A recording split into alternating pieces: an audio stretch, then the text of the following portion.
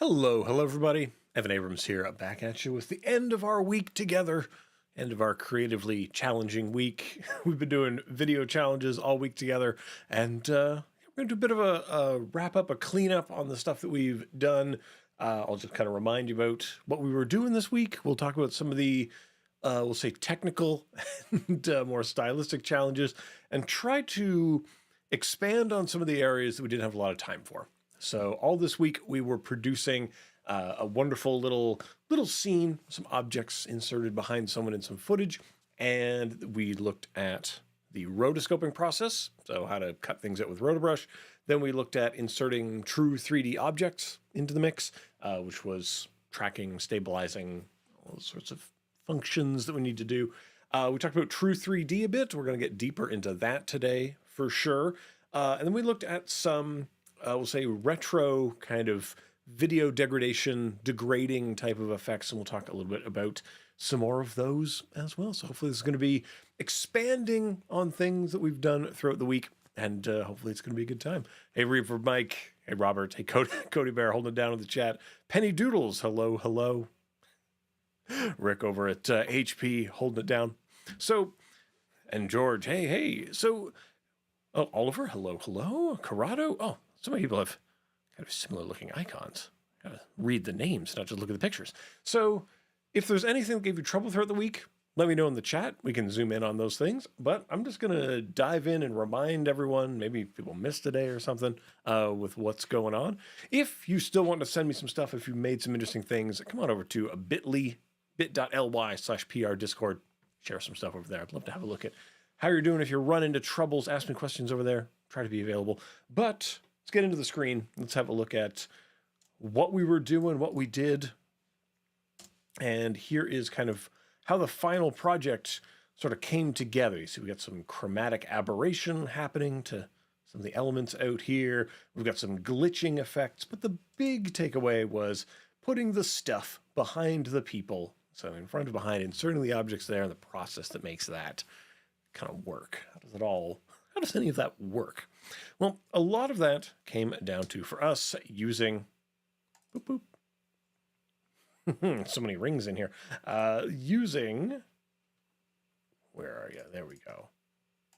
Using Rotobrush to carve out our subject. So it's a bit of a to-do if you do it manually. And of course, with a lot of things, primarily action on set, we are not going to be able to green screen or chroma key anything. So rotoscoping, Rotobrush. Yeah, we'll get a Rotobrush out there specifically for automotive stuff and start cutting things out. So generally what we want to do is we want to take our footage, we put that into a new composition. We find a space in time where we can reasonably get all of the limbs and stuff, and we want to trim this down. But just, despite all of that excellent process, the first thing I really recommend you do is plan out where the things are going, so you know what is critical, what is most important for us to get right. So if we look at our kind of finished piece back here, we can reasonably say, given the planning of this shot, that we don't really need to care too much about the wheels of the skateboard, because we're not planning to have the wheels of the skateboard intersect with any elements that happen to be going on, right? So we don't need to be particularly precious about that part. Now, the head and face area, that is going to be intersecting with stuff, so we want to make sure that we're doing a better job up there. And we know that probably the hands, maybe the voids that occur in between the legs here, we know those are going to be of special interest, because if we see something that kind of disappears when it goes through that gap, that's going to give away the game, right? These are the types of things you want to be looking through and analyzing and thinking in your mind, ooh, where are the troubles coming at, right? Where are the troubles? And really, once you've kind of assessed those and you've trimmed your clip down to a sort of reasonable amount, then we're actually ready to get the job going. So we talked a little bit about this idea, but we want to make sure that we're picking a frame that is going to make sense. So just to remind you, if you are doing this, we double click on the footage, we enter into footage view, we grab our roto brush and we start to just make some painting like this, right? And I'll just remind you that you want to make sure that you are painting in a way that is helping you capture all of what you want, and then you hold down Option in my case and paint away what you don't. There's still going to be areas, right, that get stuck like this. You need to come in real tight and clip out like that. But a lot of the edge stuff we don't want to worry about too much. So this is not getting as tight as we want, but over here I want to make sure that the pants are at least being represented in the way that we want them to, right? Because the color of the pavement and the pants are very similar. But really critically, think about what objects have similar sorts of movement and whatnot. So, for example, the skateboard is going to be moving around and whipping around a lot, right? So it's going to be really going. It's going to have a lot more motion blur. The edges are going to be more difficult. It's going to be harder for us to really define any of these little holes in here. So if that's the case, maybe we rotoscope them both separately. We're going to create one cutout of the dude, one cutout of the board. That'll do it for us. So that will help us to make this kind of work. Now, the other thing that you want to do is think about refining edges. What edges shall we need to refine? Well, we'll probably, honestly, need to come in and refine anywhere that the gap sort of is getting bubbled right there. Let's see. You can see that the hands are kind of turning into mittens, you know, areas where things are not so sharp. So, you know, any areas where I'm not particularly sharp, that's when I wish someone would combine refine my edges. But the idea with refining edges is we want to grab the refine edge tool and we want to say, hey, that's an edge. You need to do a better job over here with this edge, right? And then it's going to repropagate from there, right? So if we move ahead a little bit and we see how the propagation is doing, you see that it fouls up and it gets the interpretation of what is edge incorrect here. So working from the frame that we drew and then moving outwards, we want to find the points at which things go wrong. Here's a point at which something has gone wrong. And I want you to notice that when I paint this edge, suddenly all of this goes white. And we know that's incorrect. In fact, we can just toggle that off like this, and you can see, if I were to paint in here, oh well, that pink is in the wrong place now. So I need to say, well, actually, this is not edge. These are non-edge areas. So being able to toggle between these different modes and making sure that we are kind of looking correctly at the edges, that's going to help the refine edge brush work. That's going to make it do good. We didn't get into this in too much detail, but once you've got all this kind of locked in and you've got the edges propagating on the edges, big thumbs up for that, you want to come in and freeze the thing, which will lock down all of your propagations over time. And then you can start messing around with your refine edge stuff. And the refine edge, these things here relate to only where you've drawn your refine edge tool, and the roto brush mat will be applied to everywhere else. Okay. Now, Narek is saying, is this mask? This is specifically not a mask, right? So masks are vector shapes that determine what is or is not seen, right? And this is using what is called the roto brush to define dark areas go invisible, white areas remain opaque. And notice we have gray areas in here. So if we were to put something behind there, we're sort of saying that the khakis material is maybe more see-through than we would hope. So this is where you want to use your refine edge mat to help that out. So for example, if I take the contrast here and increase that, let's just go back. If we look at this view here, the alpha overlay view, you can see the redness that is still being deposited in that area.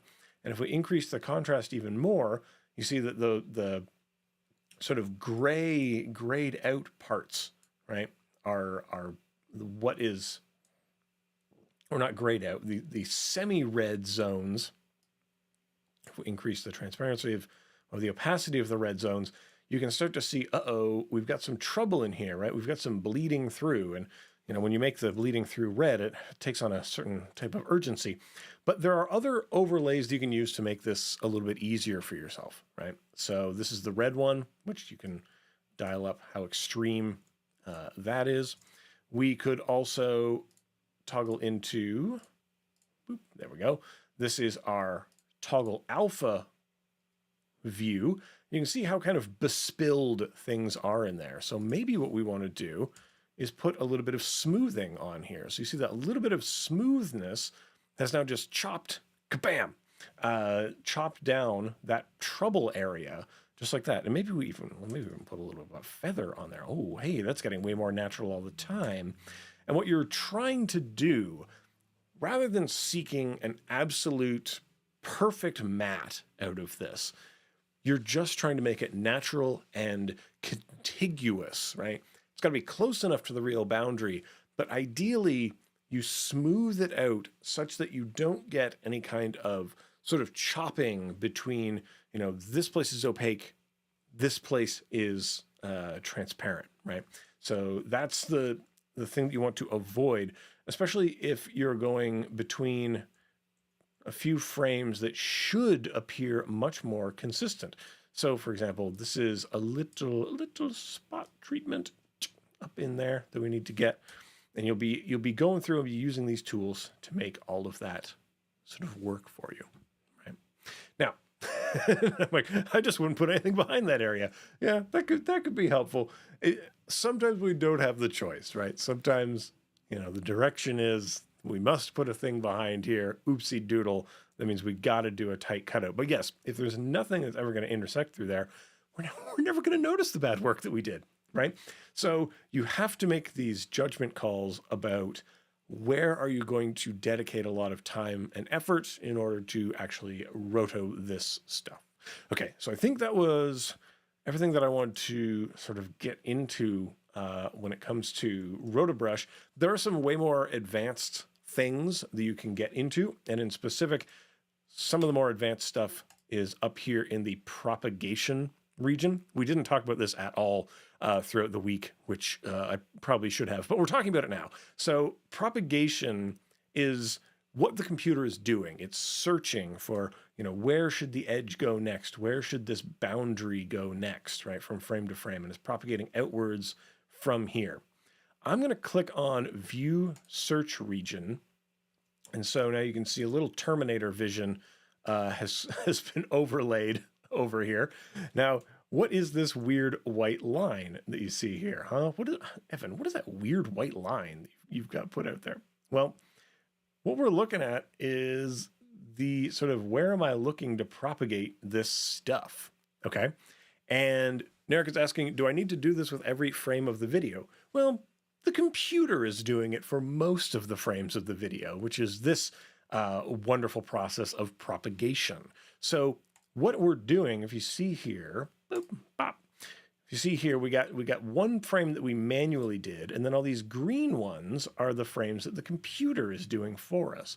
And we want to try to suggest and help and coach the computer to make its life easier so we have fewer touch-ups to do. But we are nudging it back on track when the computer is getting off track. And that's what we're talking about when we're saying, hey, what is the propagation? What are the propagation settings? Well, that's how it's figuring out each of the new bars, basically, or the new frames that are getting filled in.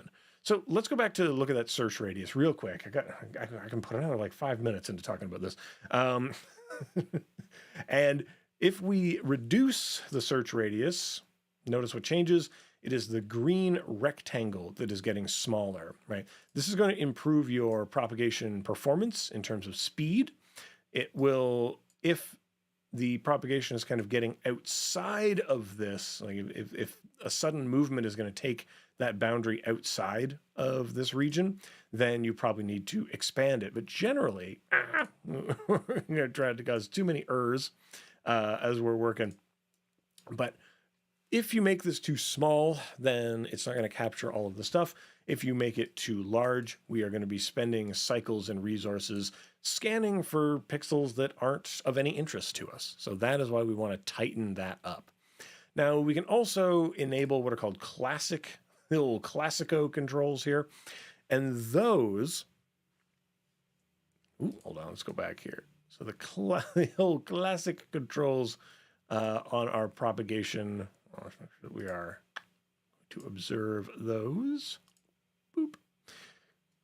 Show us this yellow zone. And the yellow zone is sort of more accurately, that's the barrier that we're looking at from here to here, right? Our original edge is here. This is how far on either side we're looking. And the question, is it possible in this program that all the video itself adjusts the selected area? Well, I mean, it is. That is what the Rotobrush 3 is attempting to do. So it is attempting to adjust the area to the best of its ability. It's always doing that. We are having to give it information in order to do anything, right? So there's a give and take, right? Now, there are, of course, methodologies that would be more object-based, but we come in here and we say, this is what we keep, this is what we throw away. Those instructions are then propagated. So hopefully that kind of makes sense. I think that's pretty much everything I wanted to say about Rotobrush. So you should now be totally up to speed. It's time to go out and practice and do that stuff. But the next part of the equation that we got into was inserting 3D objects into here. So let's talk a little bit more about that process. Boop, bop, beep, boop, boop, boop. Okay, so we'll get into our true 3D object insertion stuff. So here's a version of this where we've got some ringos, some rings floating around. So Narek, so it was 100% perfect throughout the entire video. Never. Nothing is ever 100% perfect. Never, ever, ever. Drive yourself crazy doing that type of thing. Have to accept limitations at some point. We quit when it's good enough. Is when we say enough. All right, so we've got our ringos out there, and actually, where's one with our cubos also? Here we go. So this has got our cubes. This has got our rings. If you want to add true 3D objects into After Effects, here's what we're talking about. We are in the After Effects beta. If you don't have the After Effects beta installed, grab that. You come into your Creative Cloud, and then you go into your apps, and then you come on down to beta apps, and you install all of the latest and greatest. Keep yourself up to date. See what new things are coming into the pipeline. The new features sometimes have stability trubs because they're new. They're brand new. And this is one of the greatest and newest things since shape layers, we'll say. And it gives us the ability to insert 3D objects right into the space. Now, what types of 3D objects could you put in? You can put in GLBs, some GLBs. You could put in some GLTFs, GLTFs. You can bring in some .objs, right? So we'll do that. Now, a big quandary, right, is how do I get those? Where do those come from? Well, .objs and GLBs and such, you find them lots of places. So you can, if you are photo scanning stuff, you're doing photogrammetry work, something like Polycam, right, or Object Scan. I think there's these various apps. You take a bunch of pictures with your phone, and then suddenly your Lego collection has been turned into .objs. Now, what about FBX? No. Short answer, no. Only those 3 forms of file, I believe, are supported at this time. Perhaps more will be coming, but most likely USDA, the USDA will probably be the next, I assume, because it's a very popular graphical interchange. But as things go, supported file types are expanding all the time. And right now, these are the ones we got. Now, I've brought in 2 of them here, and I just want to create a new composition to talk about, what's the big deal with this? Why am I so jazzed about having 3D stuff going on out here, right? Well, first off, it's true 3D stuff, which means that these are indeed models that have depth, and we can rotate around them. We can see all parts. We can see all the parts of the plumber block, basically. This is one that I made in all of 5 minutes in Cinema 4D. I really expended myself on this one. But, this is the important thing. It is three-dimensional. Now, this is in contrast to what we would say is a 2.5D classic version of things. So if I make some text out here in the world, right, and we go ahead and make that into the third dimension, we toggle it on, it's 3D now, and we go like this. Hey, that's got no depth, right? There's nothing depth-wise about that. We look at on Edge, there's nothing there, right? You could look at its materials, we could change those, but once you jump into either the Advanced 3D or Cinema 4D renderer, these are the rules of the 3D universe that we are playing by. Well, suddenly you get the ability to, if you go into your geometry options, put an extrude on this thing. So you can be rude and extrude if you want. So now we've got some true 3D stuff going on. So it has depth. And we can also put a little bevel on it. So it's always a good idea to bevel things just a little because it breaks up the edge. Nothing in nature has a perfect edge around it. So it's a good idea to add that. And also to think about how the light is going to catch that. So that's kind of what I wanted to gab at you more about is the lighting situation. Oh, the lighting situation. Let us return here, and I think you can see where some of the problems lay in what we did this week. There are no shadows, for one. That's one problem.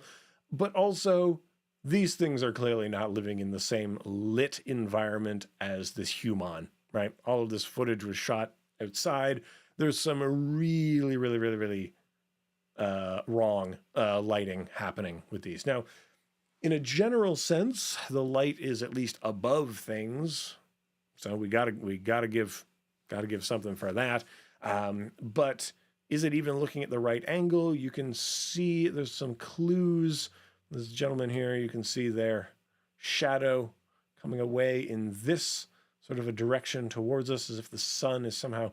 It's got to be sort of real high noon out here because we don't see a lot of deep shadows happening from the buildings, despite the fact that the shadow is coming from the direction of the building. So there's something going on there.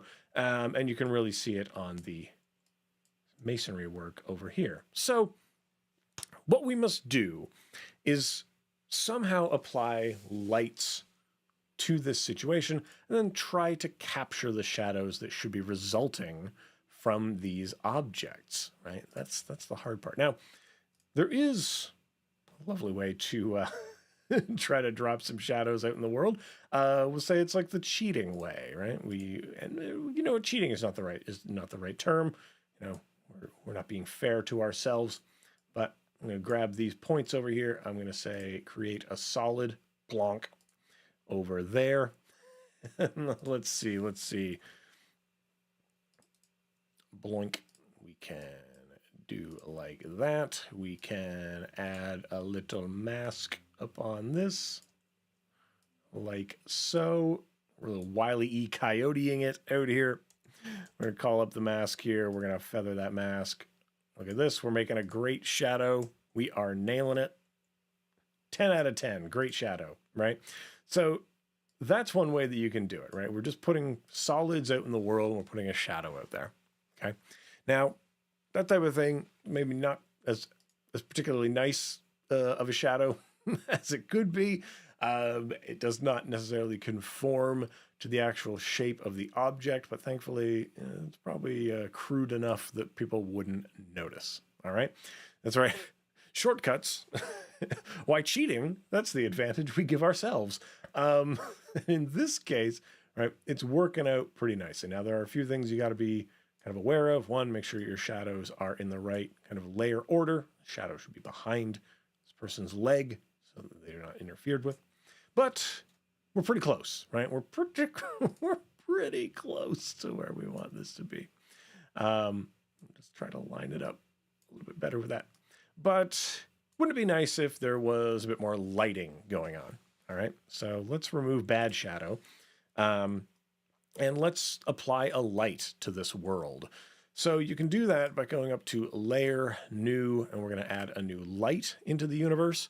There are a few forms of light: spot, point, ambient, environment. Before we deal with it out here, let's talk about them in a little bit more abstract here, so you can really see how the light is going to play over these surfaces. So I'm going to make that new light. Again, remember, we're in the advanced 3D. So these are the type of things that we got. And I'm going to start with the point light. Now, a point light is like a little ball. It's an orb out in the world. And you can see as I move it around, we are getting the reaction of the surfaces to the ball. It's like a bright sun out in the world. You know, it's not really like the sun, because the sun is humongous and it's so far away. In fact, the thing that would probably be most like the sun is actually what we call the parallel light. So I'm going to switch us over to the parallel light. Now, parallel lights are defined as having a location and then a target, right?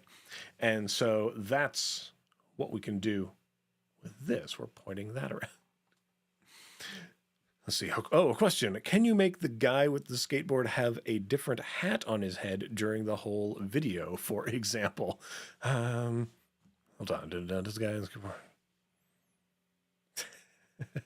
I don't think the person from the stock footage knows anything about what's happening to them, and they signed a release to that effect. Now you could, right through various tracking, swap out the hat with something. That's a bit more of an advanced move for today, for sure. But all things are possible with enough time and imagination. Okay, so let's talk about this light. We've got it as a parallel light, which means, like we said, it's got a place that it's looking and then a place that it's shining from. And a parallel light, all the light travels in one direction along this vector, which is great because that's similar to how the sunshine works, right? It's coming out in one line, pew, pew, pew, pew, right? And striking things. So if the sun is super far away and it's a certain time of day, the light is coming in, that's going to be great. That's going to work out perfect. And in fact, you might say, well, it shouldn't be totally bright light then. Maybe we just come in here and we give this sort of like a yellow tint to it, right? Because it's got that kind of hue to it.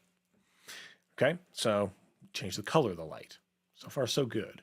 What other types of lights have you got? Well, we got the spotlight, and a spotlight you can think of as kind of similar to the parallel light in that we are defining where it is and where it's looking, but the light comes from here and moves conically within a certain, we'll say, angle. So you can see that we can tighten the angle. So we've got kind of a searchlight going on. Now this, we're probably not going to use as much in a visual effects standpoint, right? This is much better in more abstracted things where we need really specific sorts of control over what is getting a light upon it and in which ways. So that's the spotlight for you. Now, let's get back in here. Parallel, spot, point, ambient. Now, ambient, as you can see, is a light that has no source but has brightness. So everything is at a certain level of brightness out here. Okay, that's fine. You can see as I dial up the intensity, the photons are coming at it every which way, right? They're coming from all the directions, and it's not particularly helpful to a lot of what we're doing. With the advanced 3D, there's a new type of light. It's called the environment light.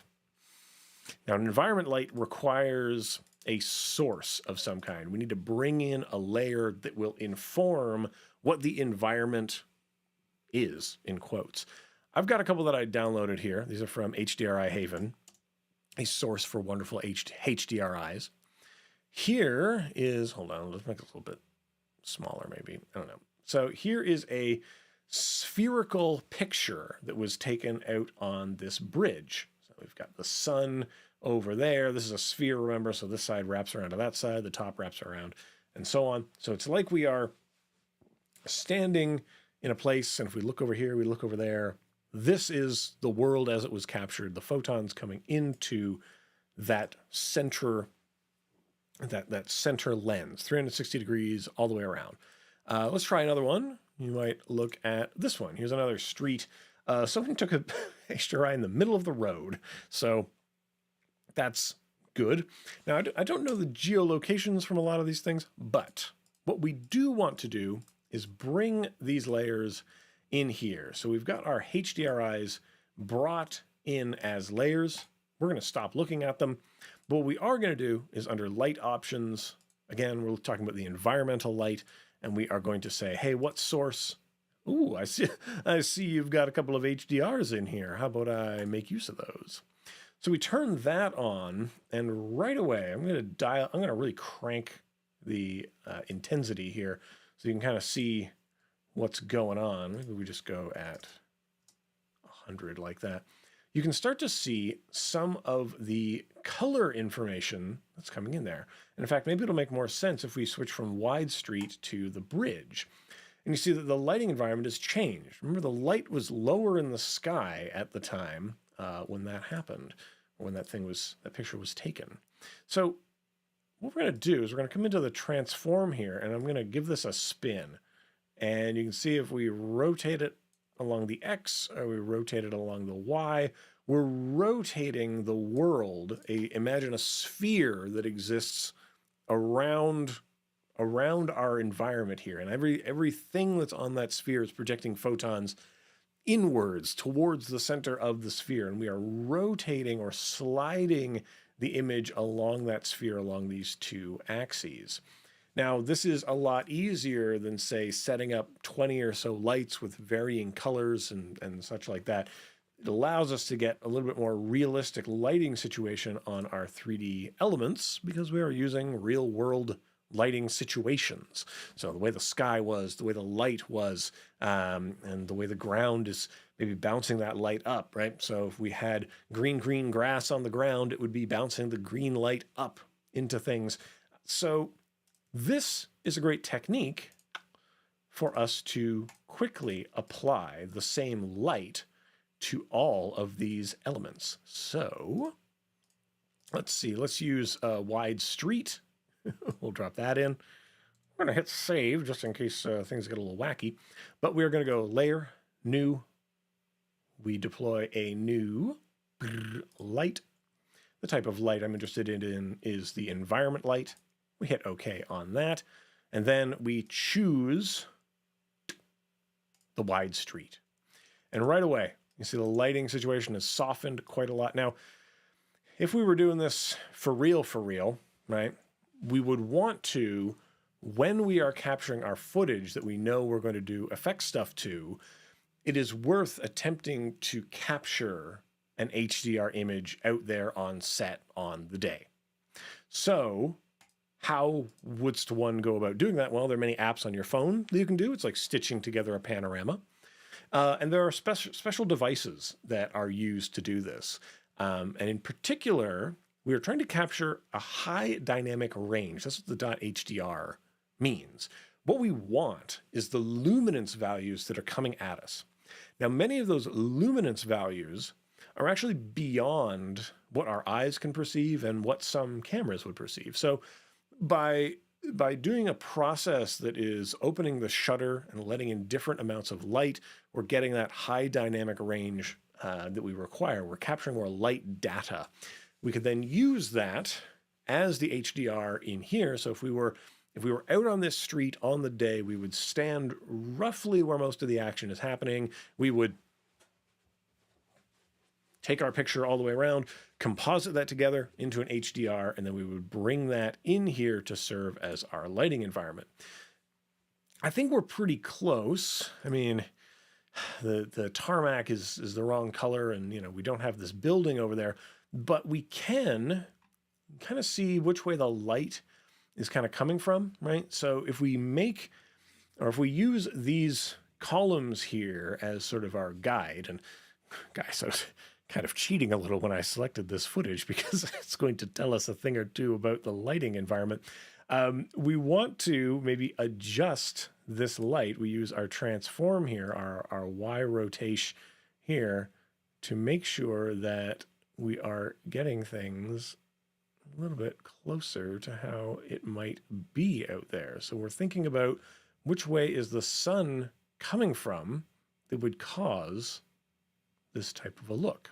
So think about that. Is there anything that we can use sort of as reference out here when we're looking, to create this sort of image? Now, of course, the rings down here are far too green. That's a real oopsie doodle on my part when I was adding way too much green into their texture, and these are pretty soft as well. So there's some trubs out here, but hopefully that kind of clears things up with regards to I would say putting these things out in the world. Now, one thing to talk about is shadows. I'm gonna make a new solid, make it the comp size, plonk it down here. And we are going to make this 3D clunk, clunk, clunk, make it flat, make it nice and flat, put it under here. And we're just going to get a bit of an orbit around here. You can see that if we wanted to have, say, shadows cast upon this, we've got to make it way bigger, for one. And for two, we need to set it up such that it will accept shadows, yes. And then we need to make sure that the true 3D thing here, that it is casting shadows. So we'll ask it to, yes, please cast some shadows. And then the light itself, we need to say, hey, you need to be casting some shadows. Only then shall you be seeing some shadows taking place. So now we can start to see a shadow block get projected out there.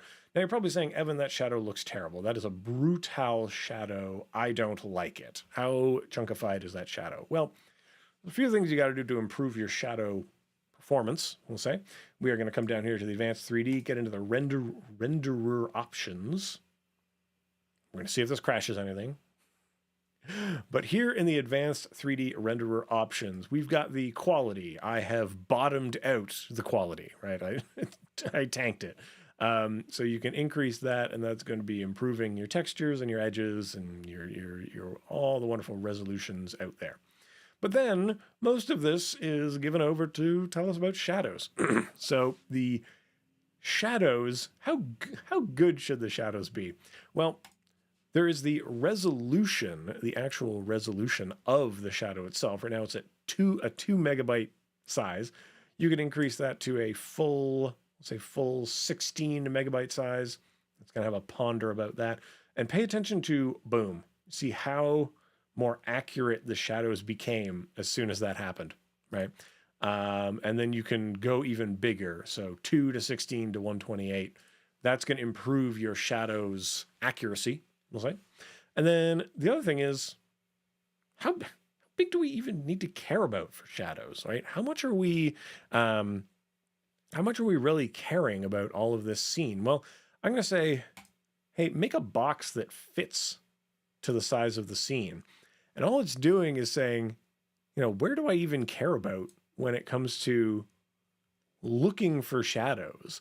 If you've got geometry out here and it's really spread out, yeah, you probably need a big box to catch all of your shadows.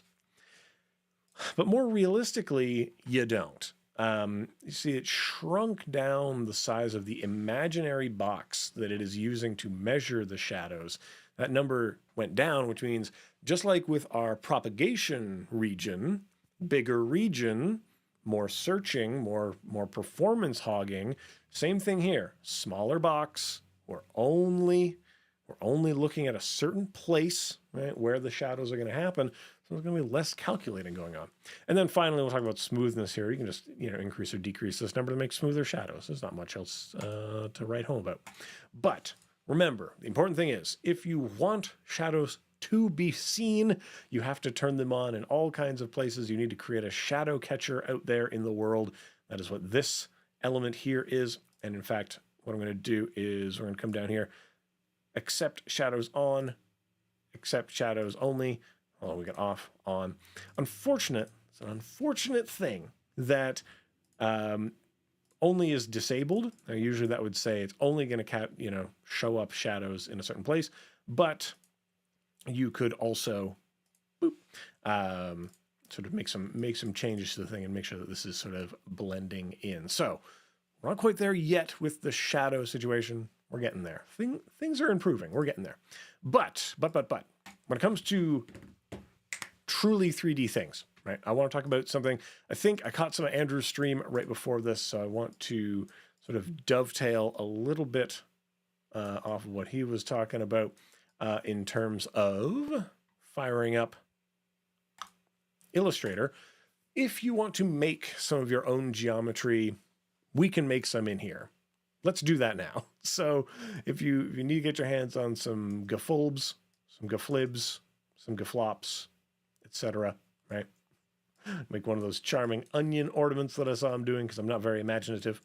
But we can take these objects, take the stroke off. We're just going to make a line right in here.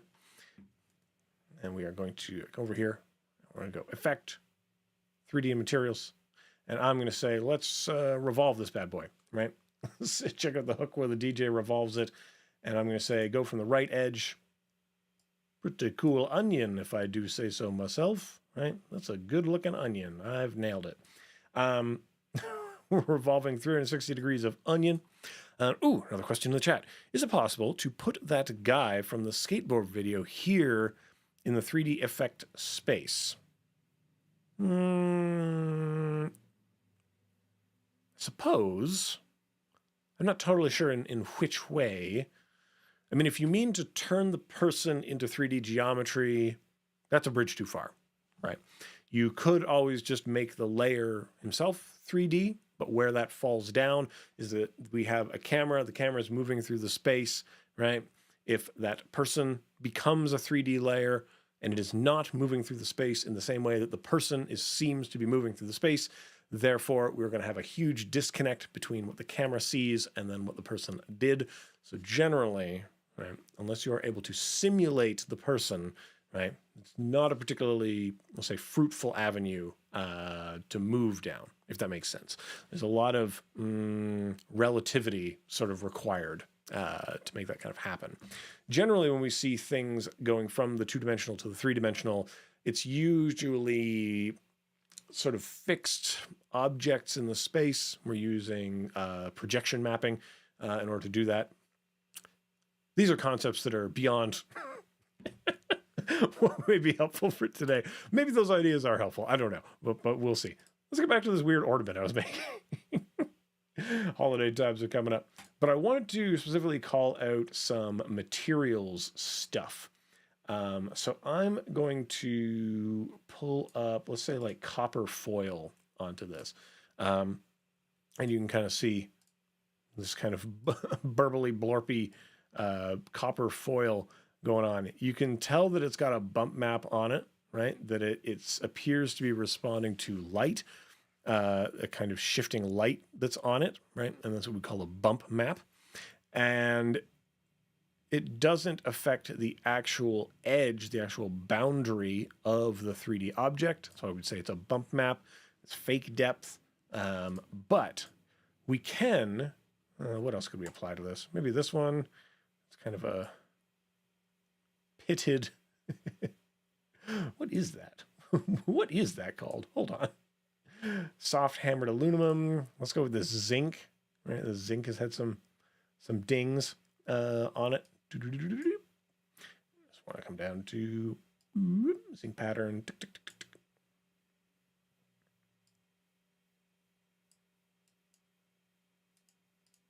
There we go. Now we're getting some zinc.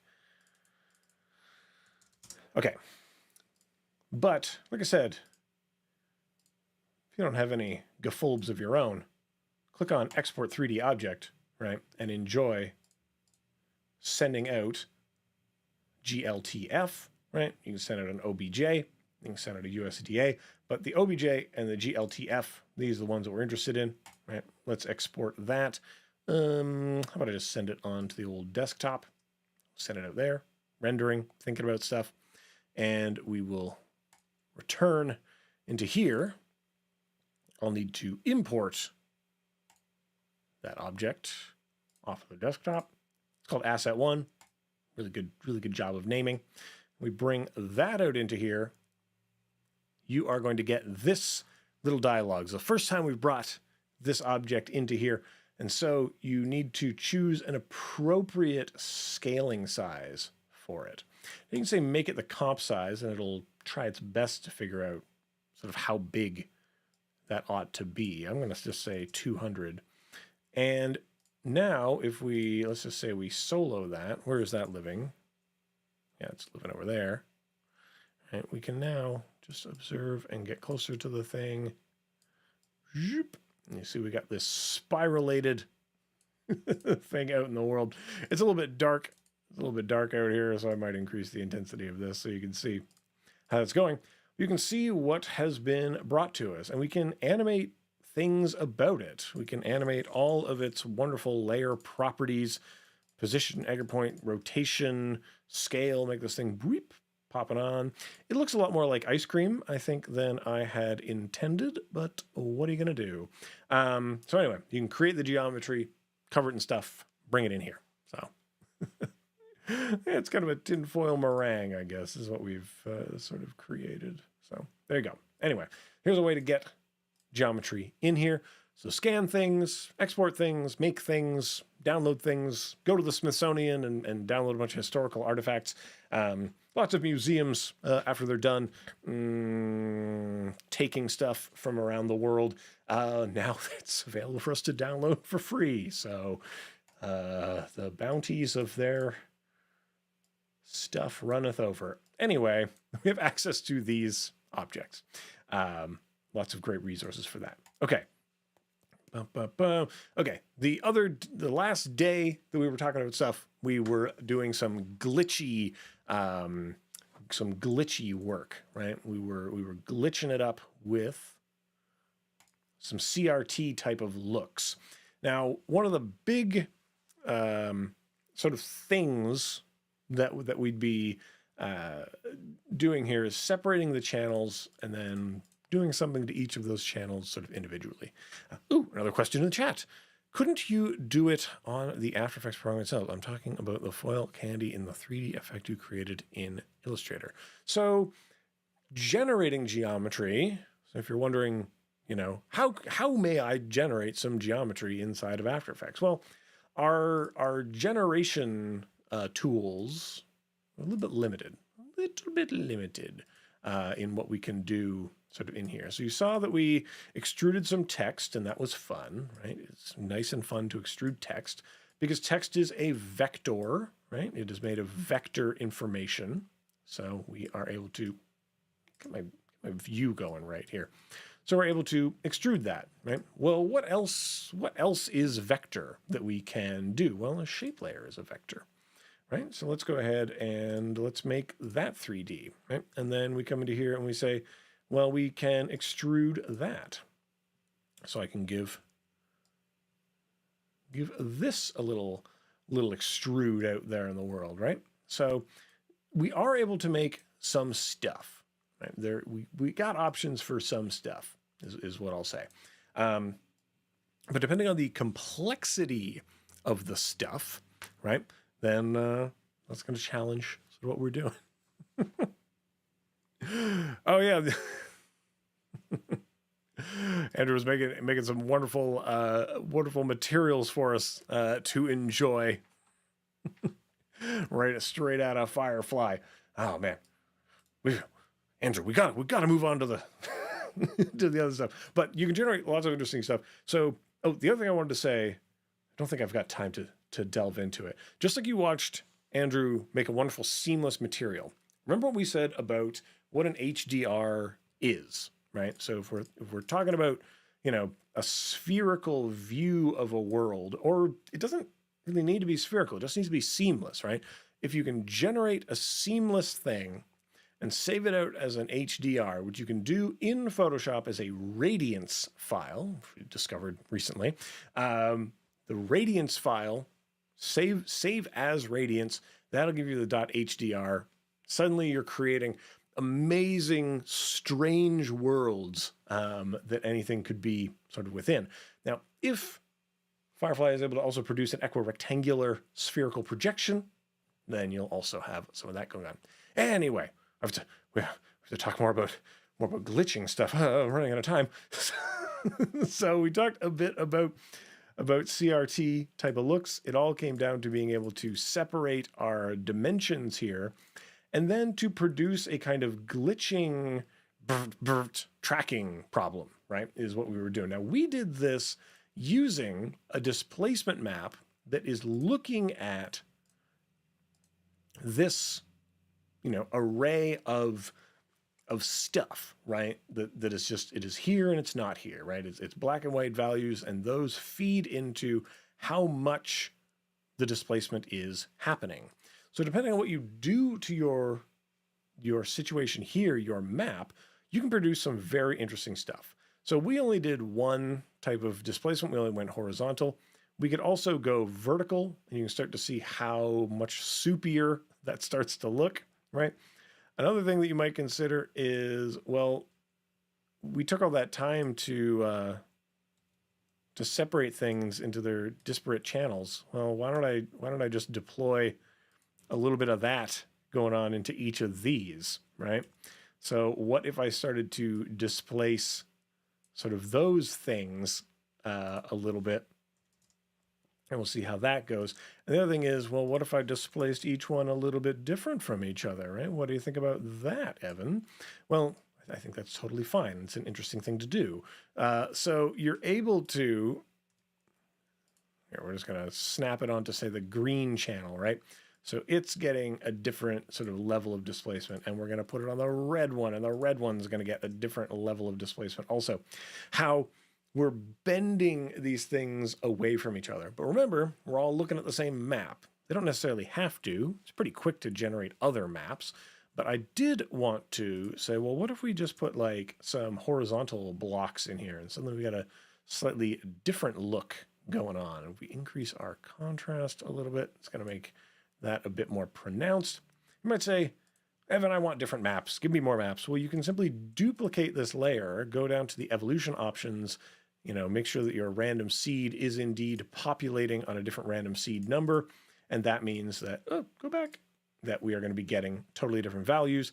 So the blue is looking at a different map than the red. So that'll get you totally different fractal noises. And of course, Rick, you're saying you can just change the seed on your fractal noise. Indeed. And we were changing the crap out of it, right? Because we set this up to always be ABC, always be changing. So this is actually randomizing all over the place. So I'm just going to play through a little bit. You can see how burp, burp, burp, burp. That's going absolutely wackadoo out here. So I'm going to do a little keyframe on the vertical displacement of those. Pretty fun. And then when you chip in the rest of it, oh man, you can really start to get chaotic, right? We're really going places with this now. So let's call these open a little bit like that. We'll make sure that they're going at like just a little bit. It's fine for it to have a little bit of displacement. All right, let's call this one open, displacement map. It's vertical sort of displacement. I'm tapping the U key to bring up the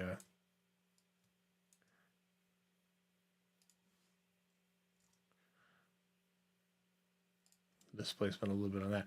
But you can see how that really really goes. when it really goes, it really goes. Just be kind of aware that these things can kind of get away from us, right? And oh boy, we got a minute. There's the other thing I want to look at. So with our maps, you could take one of your maps and you might say, well, Evan, this is not how I intend my map to look. Well, that's okay. I'm going to use a transform effect, distort, transform, and we could do like a skew if you wanted to skew this thing a little bit. Change that skew axis down like that. So you can chop it up like that in a pretty nice way. So this is a good reminder of how you can mess with stuff and get it going in different ways and see how that change propagates to the rest of things. You know, we get this nice diagonal slash going through. But nothing says you can't distort a distortion. So you could be distorting your maps, using that map to then distort something else. Oh, my goodness, you could be going totally wackadoo with it. And I would like to see what you do with any of that stuff. So please, please, please do make sure that if you make stuff, send it at me. You can tweet it at me, at EC Abrams. You can share it with people on the Discord, bit.ly/PR Discord. Lots of fun stuff going on over there. If you have like questions or problems or, you know, challenges you run into, just ask me. I'm glad to help out if I can. So find me all over the place at EC Abrams. Wherever you're at on the internet, I'm probably there too. So that's the idea. So ends my video challenges for you this week. I hope they were indeed challenging, but you know, not frustrating. But play around with After Effects, explore, make some interesting things, try with the beta, have fun with it. But until next time, stay creative, be kind to each other, and I will see you all around the internet. Bye for now.